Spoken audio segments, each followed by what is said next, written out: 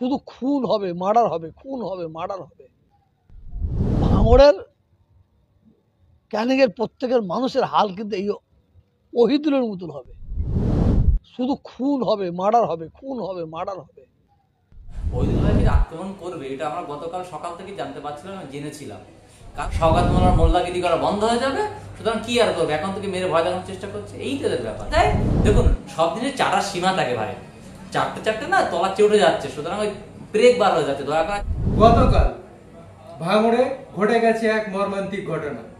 দেখা যাচ্ছে আইএসএফ নেতা ওহিদুল ইসলামকে দুষ্কৃতী বলা ভুল হবে, টিএমসি দ্বারা আক্রান্ত হয়েছেন, তাকে মারধর করা হয়েছে এবং গুরুতর অবস্থায় হসপিটালে ভর্তি হয়েছে।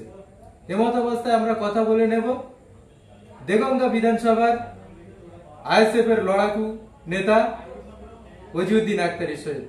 তিনি ঠিক কি বলেছেন শোনাবো আপনাদের। ভাঙড়ে আইএসএফ নেতা দাপুটে নেতা ওহিদুল ইসলামকে হামলা করা হয়েছে, এ বিষয়ে কি বলবেন? দেখুন, এটা হচ্ছে বর্তমান যে শাসক দলের এদের কালচার হয়ে দাঁড়িয়েছে। ওহিদুল ভাইকে আক্রমণ করবে এটা আমরা গতকাল সকাল থেকে জানতে পারছিলাম, জেনেছিলাম। কারণ ওখানকার যে নেতৃত্ব আছে তাদের যে ফেসবুক পোস্ট, সেই পোস্ট আমরা দেখার পরে আমার সতর্কবার্তা ছিলাম তার গায়ে হাত দেবে, এবং সেই মতো তাকে নিয়ে কিন্তু যখন থানায় যাচ্ছিল অবজেকশন লেখানোর জন্য, অর্থাৎ থানাকে জানানোর জন্য যে আমি মার খেতে পারি, আমাকে মারতে পারে, ঠিক সেই সময় তার বাড়িতে আক্রমণ করলো, তার উপরে হাত তুললো এই হারমাত বাহিনী। এটা হচ্ছে ওখানকার যে শাসক দলের যার নেতৃত্ব আছে এদের কালচার। এটা এরা বুঝতে পারছে এদের পায়ের মাটি সরে যাচ্ছে, 26-এ এদের মানুষ লোটা কম্বল গুছিয়ে গঙ্গাসাগরে ফেলে দেবে, এদের খাওয়া দাওয়া বন্ধ হয়ে যাবে, সওগাত মোল্লার মোল্লাগিরি করা বন্ধ হয়ে যাবে, সুতরাং কি আর করবে, এখন থেকে মেরে ভয় দেখানোর চেষ্টা করছে, এই তাদের ব্যাপার। সওগাত মোল্লা দাবি করছে যে প্রথমে আইএসএফ কর্মীরা টিএমসি দের মারধর করেছে এবং গতকালের একটা ভিডিও পোস্ট দেখা যাচ্ছে যে আহতদের তিনি দেখতে গিয়েছেন হসপিটালে। কি বলেন?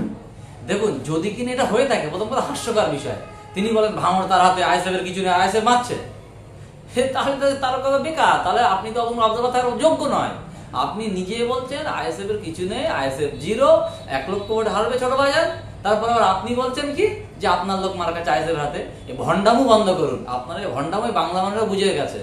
আপনার ভন্ডামু যখন ভাইকে মেরেছেন, মারার পরে বুঝতে পারছেন 2 টাকার এই কলমের খোঁচায় আপনি কোথায় যাবেন, তার ভয়ে আপনি আপনার 2টো সন্তানকে শুইয়ে দিয়েছেন, যাক সন্তানদের শুইয়ে দিয়ে বলছেন কি আমাদেরকে মারা হয়েছে, এই তো আপনার অবস্থা। কারণ আপনি তো আর ভগবান হতে যাচ্ছেন, সমস্যাটা এই জায়গাটায়। কিন্তু দেখা যাচ্ছে ওহিদুল ইসলাম বা যেটা আর কি সংবাদ মাধ্যমে বা সোশ্যাল সাইটে দেখতে পাচ্ছি, ওহিদুল ইসলাম বারবার থানাকে রিকোয়েস্ট করেছে আমার বাড়ির সামনে তৃণমূলের দুষ্কৃতীরা দাঁড়িয়ে আছে, আমাকে অ্যাটাক হতে পারে, কিন্তু থানা কোনো রকম সহযোগিতা করেনি বা আসেনি কিংবা কোনো রকমের পুলিশ পাঠায়নি। কি বলবেন? দেখুন, এটা হলো একটা লজ্জাকর বিষয় এবং নেক্কারজনক বিষয় বাংলার প্রশাসনের জন্য। আজকে আমরা শুধু এই ওহিদুল ভাইয়ের বিষয় নয়, আজকে বাংলা প্রশাসন দিদি তিনি আছেন, তিনি পুলিশ মন্ত্রী আছেন, আজকে এই বাংলায় সাধারণ মহিলা তাদের ইজ্জতের দাম নেই, সাধারণ মানুষের তাদের সম্মান নেই, তাদের বাক স্বাধীনতা কেড়ে নেওয়া হচ্ছে, মানুষ স্বাধীন কিন্তু কোনো স্বাধীনতার মধ্যে নেই। আজকে তারপরও 7-7টা থানা দিয়ে দিল ভাঙড়ে, কলকাতা পুলিশকে আন্ডারে দিয়ে দিল যে ভাঙড়কে শান্ত রাখবে বলে। এটা শান্ত রাখার বিষয় নয়, বর্তমান প্রশাসনের মধ্যে কিছু অঙ্গ প্রশাসন, অর্থাৎ পুরো প্রশাসন নয়, কিছু প্রশাসন দিদির চটি চাপটে এমন একটা জায়গায় নিয়ে গেছে যে বাংলা টাকাটা অন্য জায়গায় নিয়ে গেছে।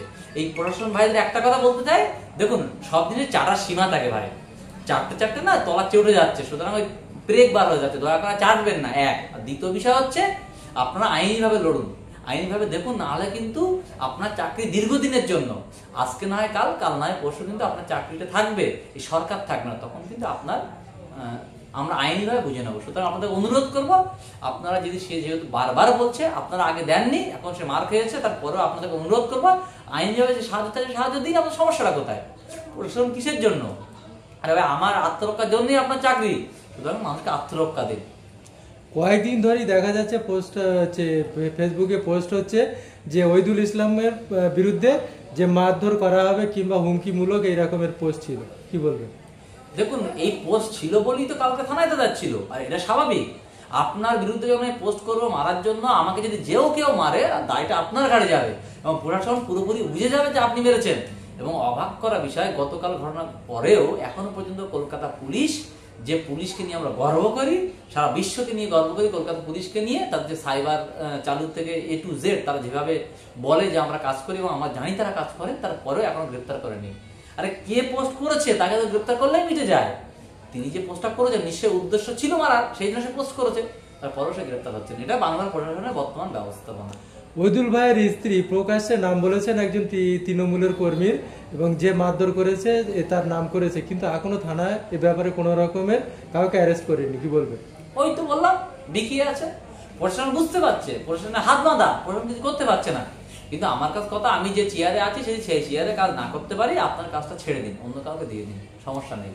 এর পরবর্তী টার্গেট কি কারিমুল? যে ব্যক্তি পোস্ট অফিসে ফেসবুকে পোস্ট করেছিলেন, তিনি কিন্তু কারিমুলের উপরেও রয়েছে এমনটাই আর কি হুমকিসুলভ কথা ছিল। এর পরবর্তী টার্গেট কি কারিমুল বলে আশা করছেন? এরকম কি হতে পারে?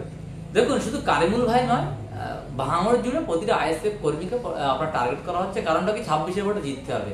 সমস্ত বাংলা জুড়ে যখন ভোট হবে, শুধু একটা বিধানসভায় নয়, সমস্ত বিধানসভা ছেড়ে বারবার একটাই বিধানসভা আপনার ভাঙড় বিধানসভাতে যাচ্ছে। কারণ কি, ভাঙড়টাকে অশান্ত করার চেষ্টা চলছে, ভাঙড়কে অশান্ত দেখিয়ে খুব খারাপই রাজনীতি করে নওশাদের বিরুদ্ধে লড়তে হবে। কোথায় বিজেপি করা ছিট পেলো সেটা বড় বিষয় না, নওশাদকে হারাতে হবে, এটা হচ্ছে দিদির অবস্থা। ভয় একটাই, নওশাদ। এই সমস্যার জন্য আজকে ভাঙড়েই আগে আবার নওশাদ ভাই সরে আসুক, কোনো সমস্যা নেই ওদেরকে, ওদের একটাই ভয়, দিদির একটাই ভয়, নওশাদ, সেটাই প্রমাণিত।